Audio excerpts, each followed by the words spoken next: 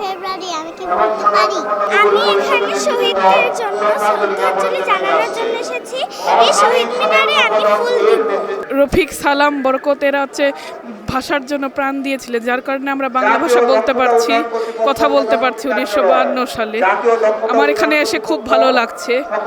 কুমড়ো ফুলে ফুলে নুয়ে পড়েছে লতাটা, সজনি ডাঁটায় ভরে গেছে গাছটা, আর আমি ডালের বড়ি শুকিয়ে রেখেছি।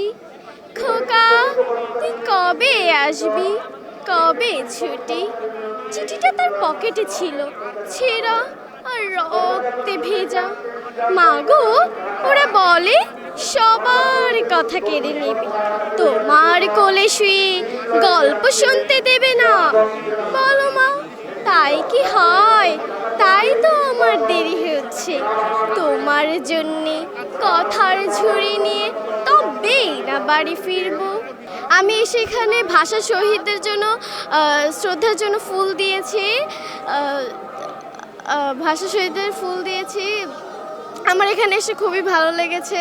আজকের দিনে ভাষা শহীদরা ভাষার জন্য, মাতৃভাষার জন্য, মাতৃভাষা বাংলার জন্য জীবন দিয়েছি, নিজের রক্ত দিয়ে মাতৃভাষাকে রক্ষা করেছে। ওয়েলকাম। আরাধ্যা।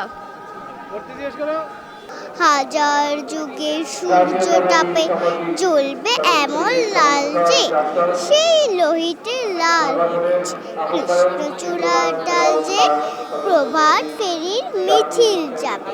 ছড়াও ফুলের বন্যা বিষাদ গীতি গাইছে পথে, তিতুমিরের কন্যা চিনতে নাকি সোনার ছেলে, ক্ষুদিরামকে চিনতে রুদ্ধ শশী প্রাণ দিল যে মুক্ত বাতাস ঘিরতে।